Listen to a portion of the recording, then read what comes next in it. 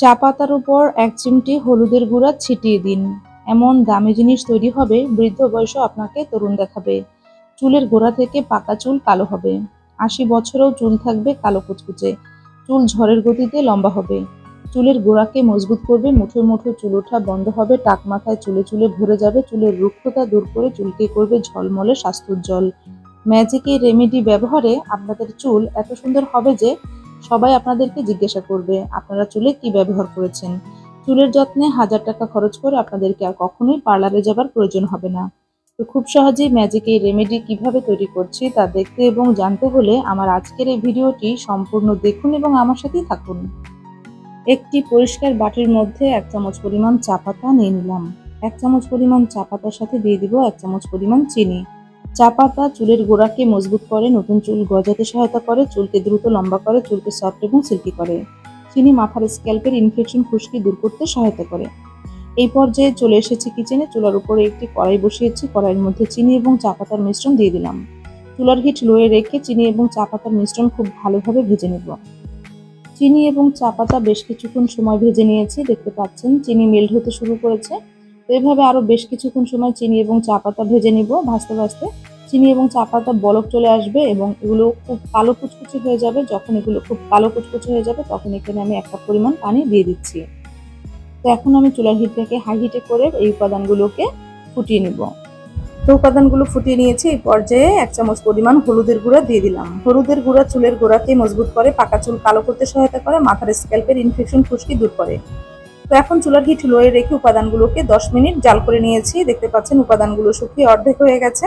এই পর্যায়ে চুলার হিট বন্ধ করে দিব এবং উপাদান মিশ্রিত এই কড়াইটাকে চুলা থেকে নামিয়ে উপাদানগুলোকে একটি বাটির মধ্যে ছাঁকনির সাহায্যে ছেঁকে ঢেলে নিব। উপাদানগুলোকে ছাঁকনির সাহায্যে ছেঁকে একটি বাটির মধ্যে ঢেলে নিয়েছি। তো দেখতে পাচ্ছেন উপাদানগুলোর ঘনত্ব এবং কালার কেমন এসেছে। আপনারাও ঠিক এভাবেই তৈরি করে নেবেন। তো এই পর্যায়ে উপাদানগুলোকে খুব ভালোভাবে ঠান্ডা করে নিব।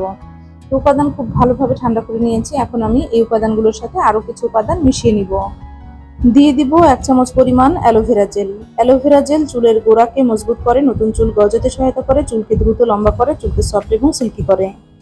দিয়ে দিব 1 চামচ পরিমাণ অলিভ অয়েল। অলিভ অয়েল আমাদের চুলের গোড়াকে মজবুত করে, নতুন চুল গজাতে সহায়তা করে, চুলকে দ্রুত লম্বা করে, চুলকে সফট এবং সিল্কি করে। সবগুলো উপাদান চামচের সাহায্যে খুব ভালোভাবে মিশিয়ে নিয়েছি। তৈরি হয়ে গেল চুলের যত্নে 100% কার্যকরী ম্যাজিক রেমেডি। ম্যাজিক এই রেমেডি তৈরি করে আপনারা নর্মাল ফ্রিজে 15 দিনের মতো সংরক্ষণ করে চুলের যত্নে ব্যবহার করতে পারবেন। তবে ফ্রিজ থেকে বের করে সরাসরি চুলে ব্যবহার করবেন না, নর্মাল তাপমাত্রায় এনে এরপর চুলে ব্যবহার করবেন। ম্যাজিক এই রেমেডি নারী পুরুষ ছেলে মেয়ে ছোট বড় সবাই চুলের যত্নে ব্যবহার করতে পারবেন। ম্যাজিক এই রেমেডি গোসলের 1 ঘন্টা আগে চুলে ব্যবহার করবেন। একটি কটনের সাহায্যে চুলের গোড়ায় গোড়ায় খুব ভালোভাবে লাগিয়ে নেবেন।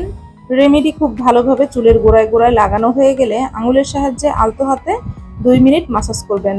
মাসাজ স্ক্যাল্পের জন্য অত্যন্ত কার্যকরী। মাসাজ করার ফলে স্ক্যাল্পের রক্ত সঞ্চালন বৃদ্ধি ঘটে।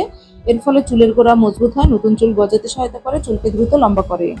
খুব ভালোভাবে রেমেডি চুলে লাগানো হয়ে গেলে অপেক্ষা করবেন 1 ঘন্টা। 1 ঘন্টা পর নর্মাল পানি দিয়ে চুল খুব ভালোভাবে ধুয়ে ফেলবেন। এই রেমেডি আপনারা যেদিন চুলে ব্যবহার করবেন সেদিন চুলে শ্যাম্পু করবেন না, তার পরের দিন শ্যাম্পু করবেন।